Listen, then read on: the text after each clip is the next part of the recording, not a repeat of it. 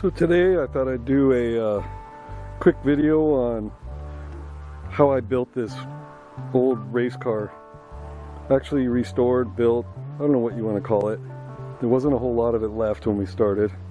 I'll drop in a picture right here, show you.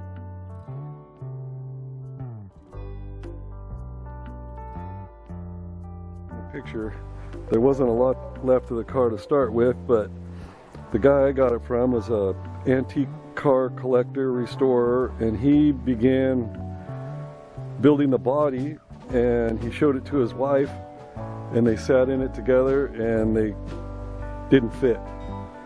So that was the end of his project. So he decided he was going to sell it, and in the meantime I was looking for one because I've been hand painting graphics on old race cars, and I decided I wanted to buy one, and they were so expensive there's no way I could even touch a car like this, an authentic one.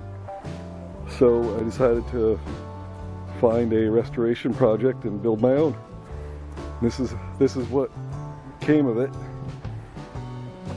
Pretty cool car. The best part of this car is the radiator, I think.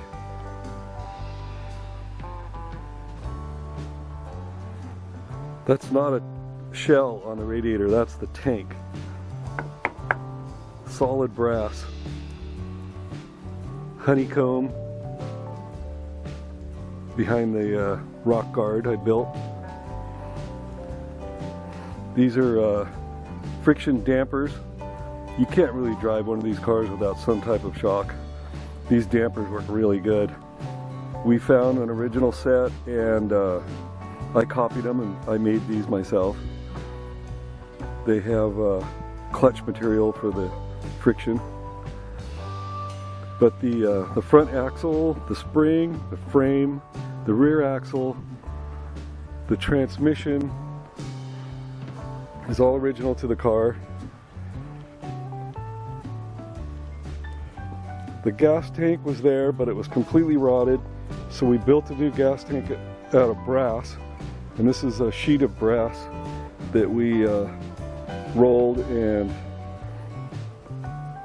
beaded, and then I used the original filler neck and all the fittings on the top and bottom. I just reinstalled them on the new gas tank that we made. The gas tank support is oak, solid oak. I had to make that. The original one was not there, so I took the liberty of designing it, and I copied some type of an old razor. The rear end is original to the car. It's dated I think July of 1907 on the little tag there. It's a 2-speed Ruxel rear end, and then I added these larger brakes. They're called Rocky Mountain brakes, because it has the original brakes also on the inside there. You can see them, the little brake shoe inside. So both brakes actually actuate by these two rods right here. The back brakes lock up no problem, so if you're not careful, the car will just skid out of control, so you can't really lock them up. The shifter mechanism I had to fabricate. I found the brake lever laying in the field where we found the car, and the shifter lever I found in some swap meet or something somewhere. The gas pump I bought somewhere, it was missing. Fuel pressure pump. You pump that up to pressurize the gas tank to feed the engine. The oil tank was not there. There's another pump inside the car that pressurizes this oil tank that feeds the engine.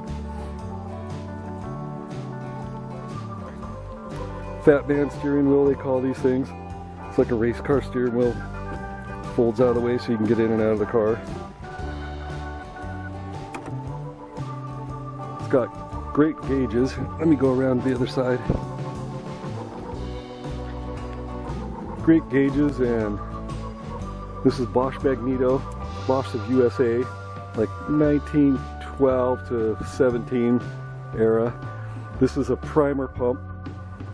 You pull it, It fills full of fuel and it shoots it right into the intake manifold, primes it, kind of like a priming a modern carburetor. I forget what you call that. This is the pump that pumps the oil tank.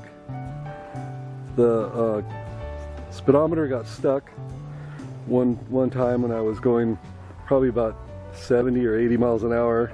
It got stuck. I think I broke it. The tachometer works. It's on a gear off of the water pump. The amp gauge works. The emergency shutoff works. That's that little Bosch switch. And then this is the pressure for the fuel tank. It only takes about 1.5 to 2 pounds of pressure. It lasts about half an hour, and you got to pump it up again. You shift it with the pedals. The left pedal is first, second, and neutral. Then the next pedal is reverse. You have to hold the left pedal in between first and second, then push this reverse pedal to go reverse. And it has a hand throttle, so you can operate the throttle in reverse. And then the next one is brake, and then a gas pedal. And that's just a heel thing to put your heel in. And then the other button there is just to rest your foot on while you're driving, so your foot doesn't bounce around on the throttle. This is a period aftermarket transmission called a Warford. It is a 3-speed. So the Ford transmission is a 2-speed, and then it has a 3-speed auxiliary transmission, and then it also has a 2-speed rear end, which gives it 12 forward gears. But really, the only thing the Warford is good for is gives the car a real neutral and an overdrive. A really fast overdrive, too fast. There's the Warford. It's an early Warford aluminum case, all aluminum. And let's see, I'll open up the motor and show you the motor. So here it is. It's a Model T engine that was in a crate. When I bought the motor from the old guy that collected most of the parts, it was in a crate marked spare race motor. That's all it was written on there. It was carved into the wood. I can't believe I didn't take pictures of it. It was so cool. I probably burned it for firewood. But I pulled the head off of it, and it has like handmade pistons in it, handmade crank. I mean, not crank, a cam, all hand ground. It's a pretty radical motor. It's high compression piston and high compression head, so it's got a lot of compression. This is a period water pump, and that's where the cam runs on that, or not the cam, the tachometer. This is a Chevrolet, I think it's a 1913 Chevrolet steering. Got rid of the Model T steering that would have been in a Model T. This is a starter. We added a starter in it. I had to change the top of the transmission so you can put a starter. It's called the hog's head, top of that thing, because it looks like a pig head. This is period Bosch distributor. It's dated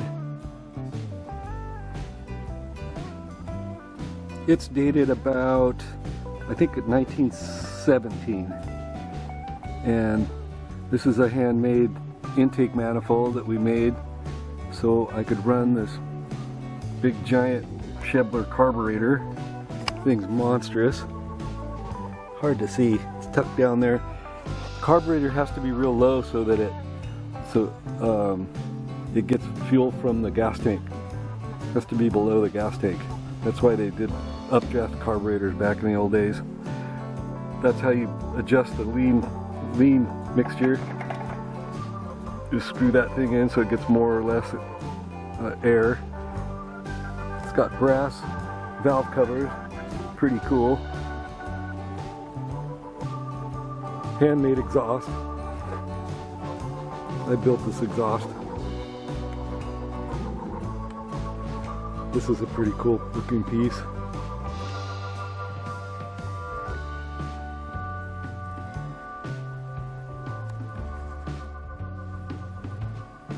So there's the old racer.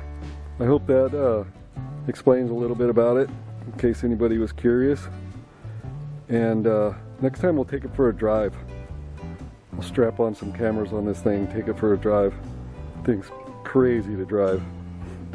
Besides being super fun, if you're driving around people, it's like being a rock star. Everybody just freaks out, takes your picture, waves at you. Everybody waves.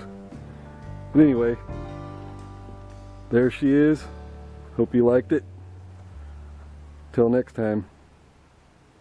Oh yeah, subscribe too, if you want.